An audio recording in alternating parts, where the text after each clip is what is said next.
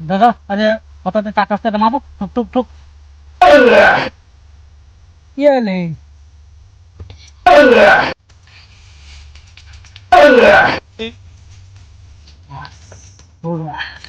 ও ওটা কথাটা কইবি